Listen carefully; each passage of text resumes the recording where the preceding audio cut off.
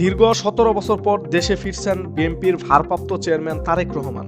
আগামী 25 ডিসেম্বর তার প্রত্যাবর্তনকে কেন্দ্র করে আইন শৃঙ্খলা বাহিনী ব্যাপক নিরাপত্তা ব্যবস্থা গ্রহণ করেছে।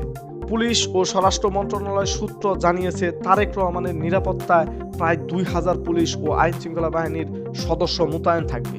এর পাশাপাশি বিএনপির নিজস্ব ব্যবস্থাপনায় চেয়ারপারসন সিকিউরিটি ফোর্স CSF সমন্বিত নিরাপত্তা দেবে।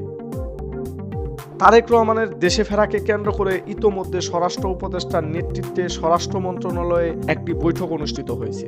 ওই বৈঠকে পুলিশের মহাপরিদর্শক, আইজি ও বিভিন্ন গোয়েন্দা সংস্থার প্রধানরা উপস্থিত ছিলেন। সূত্র জানায়, মাঠ পর্যায়ে কর্মকর্তাদের প্রাথমিক নির্দেশনা দেওয়া হলেও নিরাপত্তা ব্যবস্থার চূড়ান্ত নির্দেশনা এখনও নির্ধারিত হয়নি। বিষয়টি নিয়ে সোমবার চূড়ান্ত সিদ্ধান্ত আসতে পারে।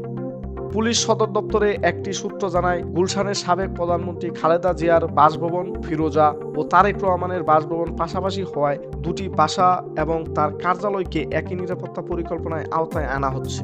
বাসা ও কার্যালয়ের মধ্যকার চলাচলের পথকে বিশেষ গুরুত্ব দিয়ে দেখা হচ্ছে।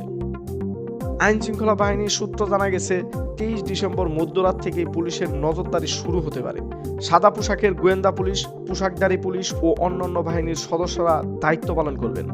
25 ডিসেম্বর তারেক রহমানের আগমনের দিন হযরত শাহজালাল আন্তর্জাতিক বিমানবন্দর থেকে গুলশান পর্যন্ত তার যাতায়াতের পথে নিরাপত্তা জোরদার করা হবে। বিমানবন্দর, 300 ফিট এলাকা, এভারকেয়ার হাসপাতাল ও গুলশান অ্যাভিনিউ পর্যন্ত প্রায় 2000 পুলিশ সদস্য মোতায়েন থাকবে। প্রতিটি থানার এলাকায় থাকবে পুলিশ পাহারা, সঙ্গে থাকবে পুলিশের বিশেষ স্কোয়াড। বিভিন্ন গুরুত্বপূর্ণ মোড়ে বসানো হবে চেকপোস্ট।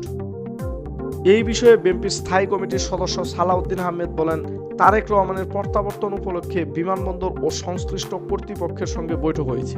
বিমানবন্দর থেকে গুলশানের বাসভবন ও এভারকেয়ার হাসপাতাল পর্যন্ত যাতায়াত, নিরাপত্তা ও শৃঙ্খলা রক্ষার বিষয়গুলো নিয়ে আলোচনা হয়েছে। তিনি জানান, অভ্যর্থনা স্থানে জনসমাগম নিয়ন্ত্রণের প্রস্তুতিও চলছে। মোহাম্মদ বাইজিদ প্রবীণ, এই দিন এই সময়।